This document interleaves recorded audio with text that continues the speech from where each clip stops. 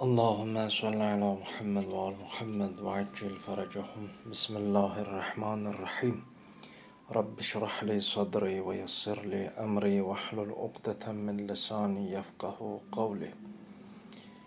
İlahi la tekilni ila nefsi tarfata aynin ebeda.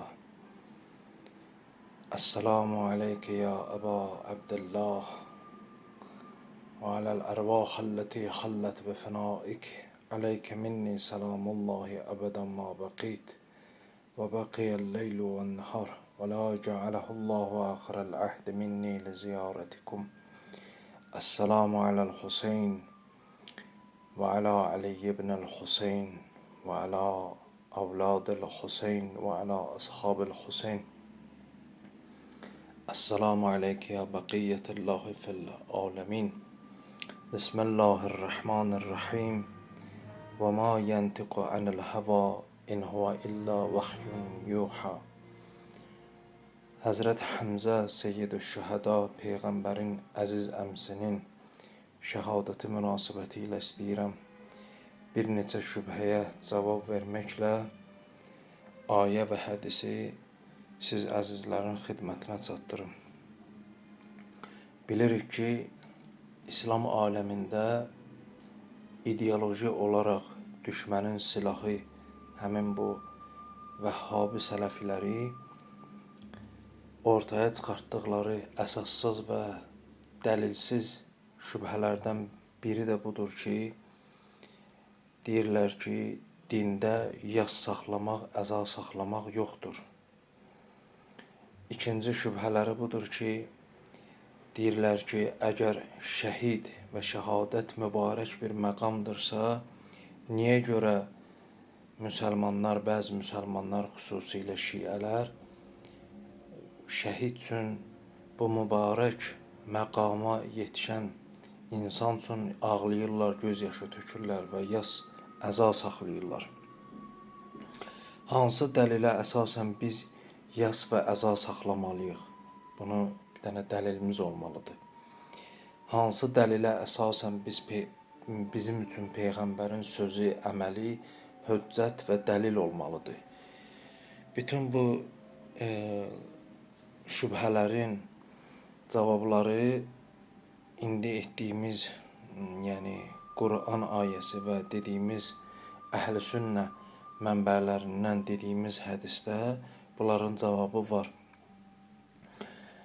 Həzrəti Həmzə Seyyid-ü-Şühəda, şəhidlərin ağası, şəhidlərin padişahı ləqəbini İmam Hüseyin əleyhissalamdan əvvəl o ləqəbi Peyğəmbər Həzrəti Həmzəyə verir.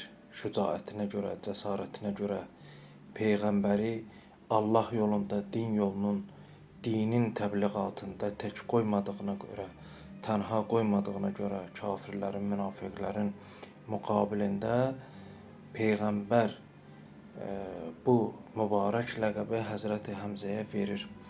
Həzrəti Həmzə Peyğəmbərin əmsi hicrətin 3-cü ilində Peyğəmbərin Məkkədən Mədinəyə hicrətindən 3 il sonra Ühud döyüşündə, savaşında şəhid olub. Bədir döyüşündə göstərdiyi şücaətə görə Muaviyənin babasını, Muaviyənin dayısını qətl etdiyinə görə sonradan Ühud döyüşündə Muaviyənin anası Hind o Qulamı Həbəşi, Həbəşinin Qulamı Vəhşinin vasitəsilə, yəni Muaviyənin anası o göstərişi verir ona ki, bu şəxsi qətlə yetirməlisən. Beləliklə, Ühud döyüşündə Həzrət Həmzə göstərdiyi şücaətlərdən sonra o Vəhşinin vasitəsilə uzaq məsafədən atdığı nizənin vasitəsilə şəhadətə yetir və bu göstərişi əmri də Muaviyənin anası Hind bu göstərişi verir. Göstəriş o tərəfdən gəlir. Əbu Süfyanın xanımı Hindin göstərişi ilə Vəhşi adlı bir şəxs qulam olur, kölə olur. o kölənin vasitəsilə, atdığı nizənin vasitəsilə Uhud döyüşündə şəhid olur. Şəhadətindən sonra ki, Peyğəmbər Allahın rəsulu, Allahın elçisi gəlir Həzrət Həmzənin mübarək cənazəsinin üstünə, orada bir sözlər deyir və əza saxlayır, ağlayır ki, həmin o sözləri qələmə alırlar, yazırlar, kitablarda qorunub saxlanır və həmin o hədis də Əhl-i Sünnənin kitablarında var. Biz də o hədisi istəyirik sizin xidmətinizə, nəzərinizə çatdıraq və o əvvəldə dediyimiz şübhələrə də cavab olsun. Birinci söz budur ki, Peyğəmbər bizim üçün hansı dəlilə görə höccətdir və dəlildir. Dediyi sözlər, buyurduğu sözlər, etdiyi əməllər bizim üçün höccətdir, dəlildir. Yəni biz ona sorğu-sualsız əməl etməliyik. Allah Teala Nəcm surəsində belə buyurur: "Və ma yantiqu anil hava." Peyğəmbər həva və həvəs, öz istəkləri üzündən söz danışmaz. İn huve illa vahyun yuha. Hər nə danışarsa, yalnız və yalnız Allah tərəfindən Peyğəmbərə vəhy olunmuş sözləri danışır. Özündən söz danışa bilməz. Bu mübarək 2 ayəyə əsasən, Nəcm surəsinin 3-cü, 4-cü ayəsinə əsasən Peyğəmbərin etdiyi hər bir əməl, göstərdiyi hər bir göstəriş, etdiyi hər bir əməl, dediyi hər bir söz bizə höccətdir ki, Allah Teala Qurani Kərimdə bizə bu ayətdə işarə edib və digər ayələr də öz yerində. Amma hədis ki, bu hədisi İbn Məsud nəql eləyir, şərh-i Musnəd Əbi Hənifə, Əbi Hənifənin Musnədinin şərhində bu hədis gəlibdir. Buyurur ki, və ma rəəynə Rəsulallahi bakiyən qəttu əşəddə min bukaihi əla Həmzətə. Buyurur ki, biz Peyğəmbəri Həmzə üçün, Həzrət Həmzə üçün şiddətlə ağlayıb yas tutduğu kimi heç bir şəxs üçün belə şiddətli ağlayıb yas tutmağını görməmişik. Vədəəhu fil qiblə. Peyğəmbər ki, Həzrət Həmzənin cənazəsini gördü, onu üzü qibləyə çevirdi. Yəni elə qoydu ki,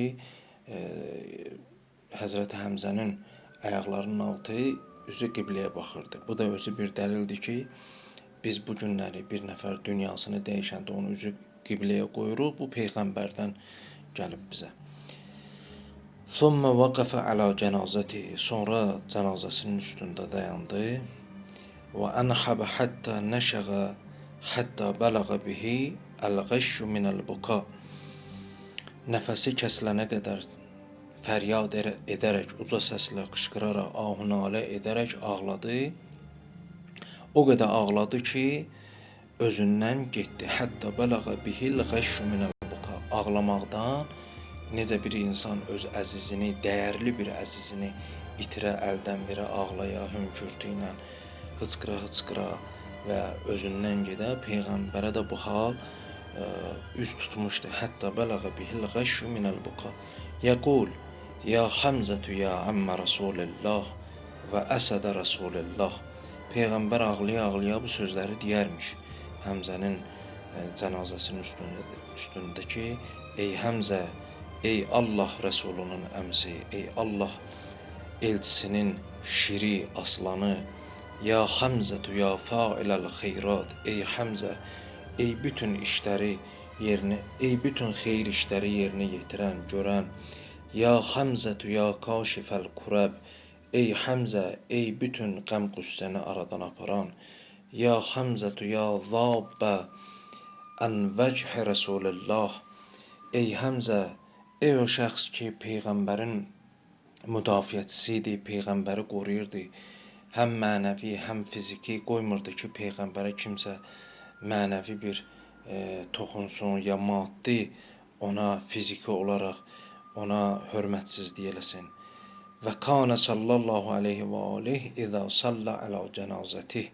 Peyğəmbər ta o Həzrət Həmzənin cənazə namazını qılana qədər bu cür idi, ağlayırdı və bu sözləri dilinə gətirirdi. Bu hədis və bu iki dənə mübarək ayə bizim əvvəldə dediyimiz o vəhabilərdən gələn, sələfilərdən gələn şübhələrə cavabdır ki, Peyğəmbər bu ayəyə əsasən bizə dəlildir və dinimizdə yas saxlamaq xüsusilə şəhidə Allah yolunda canını tapşırana daha savabdır, daha fəzilətlidir ki, insan yas saxlasın, ağlasın, hüzünlü olsun, qəmgin olsun.